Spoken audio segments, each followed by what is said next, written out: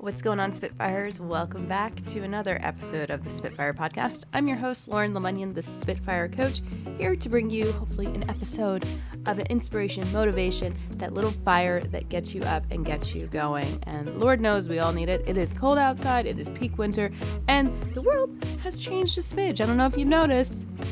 It's a little cray-cray out there, but we've got some tips for you in this show and other shows. We've got some really exciting shows coming up that will help you go back to center to really create space mentally and physically in your world so that you can do the work that you were always meant to do. Not for somebody else, but for yourself.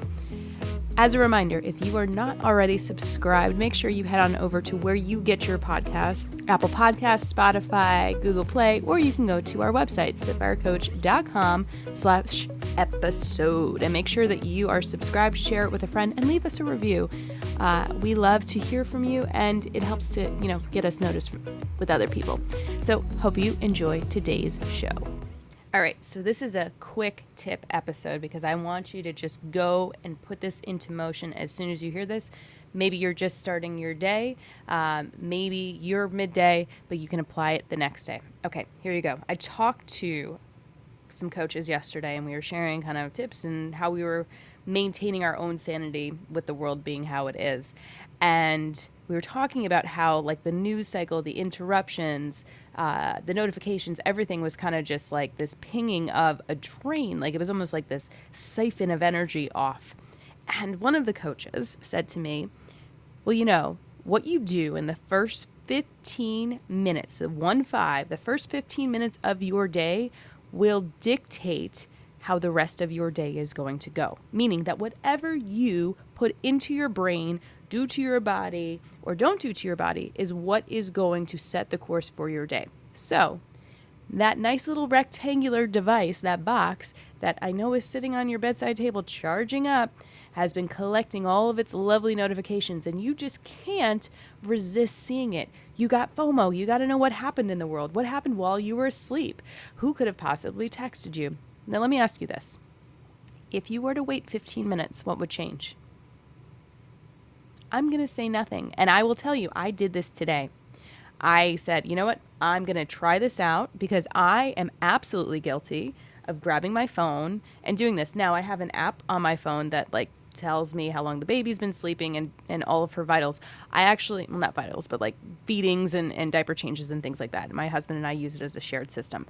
So I actually held back on doing updates because I said, if we grab the phone and we open it, we're going to be tempted to do all the things that are going to potentially negatively impact us. Now, I will tell you that I've also taken off all of the news notifications, and at one point, I even took off message notifications. So text messages, you can do all of this in your settings. So I wasn't getting notified of text messages, and then I thought, well, if it's an emergency, then I kind of need to have that pop up. So I brought that back.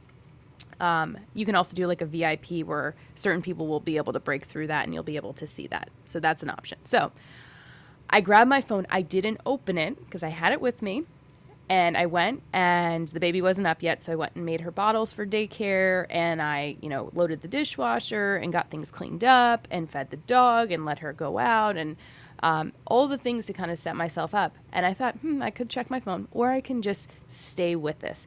And I will tell you, that pull is strong. It's like, check me, check me, check me. What happens if there's a pressing email? And at this point, it's 7:45. And I'm like, well, technically, work days have not begun. So why do I need to be on someone else's clock? That's crazy. No one's paying me for that. So I waited until after I dropped my daughter off at daycare to check my phone. So at 8:30, I went and checked it when I got home, after I took my dog for a walk. So I stayed fully present with my daughter during breakfast time, during daycare drop-off, and then I even took my dog out for, a 10-minute walk in the neighborhood. And nothing happened. Nothing happened that I needed to know about. I didn't need to go doom scrolling. I didn't need to go check up on the news and all the craziness that's happening. I got to maintain my peace, and I feel pretty flippin' good. I've got my coffee in me. I had some breakfast, and I was able to set my day up. I journaled. I talked about what I was going to do, what I was going to focus on, and I felt very much in control. Now, I could have checked my email and just confirmed that nothing was pressing, But nothing changed from the point that I woke up to when I checked my phone at 8:30 in the morning. And I still technically had a 30-minute cushion between a workday. But honestly, I have my own business. Like, I don't have a boss that tells me I have to check things. But I still was carrying over that old corporate lens, by the way. But I guarantee that nothing is super urgent that it requires you to take it on while you are starting your day. Because what's going to happen is you check it, then you're going to be thinking about it, then you might get pulled to do it, and then you might be in the shower thinking about it, and you're not present. You're not actually like focusing on you. And so when my clients come to me and say, Lauren, I don't have any time for myself. Like, I don't have time to focus on the things that matter most to me. Like, why is meditating so hard? Why is journaling so hard? And it's because you are willingly allowing these energy pulls, these drains to interfere in your life from the moment that you wake up. You are prioritizing the chaos. That's right. You are saying it is okay to come in and interrupt my life. So I want you to take ownership of yourself at this moment, because this is only going to become more and more and more as this year goes on and future years. Like, this is not going to stop. Like, the news is literally designed to interrupt you, to be sensationalized, to evoke an emotion. And then they've got their hooks in you for the day, because then you just got to go back. You got to get the updates. What happens if you're out of sync? What happens if you don't know everything that's going on? And I am not telling you to go live in a cave. I'm not telling you to go bury your head in the sand. I'm telling you to prioritize yourself for the first 15 minutes. Shoot, do an hour. The hour felt great. I'm going to actually keep doing that, because I have very limited time with my daughter when I'm not working. And I want to make sure that I'm fully present with herself, and also taking advantage of the time and those pockets of time that I have for myself, so that I can really make sure that I have high impact, that I'm prioritizing the things that need to happen, and I'm taking care of myself. I said it on a podcast before. I will continue to just chant this, but your well-being is the greatest form of resistance and rebellion. And so when you give away your power, you are giving away your well-being. So I want you to grab it back, own it, take those 15 minutes back. Even if you've got craziness going on in your house, you got kids going on, you've got other things to tend to, don't let your phone become a non-resident that like lives in your head rent-free. Put your phone somewhere else. Like, somehow mine got hidden. Like, I think it was the universe saying, like, I'm just going to cover this up. Like, a blanket was over it. I couldn't even find it when I was ready to leave. I did find it when we went to daycare, so I had it with me. But cover it up. You don't have to see it. Turn the alerts off. Like, give yourself a do not disturb until a certain time. You get to decide this. And if you feel like you can't, ask yourself where that rule came from. Who determined it, and how much are they paying you?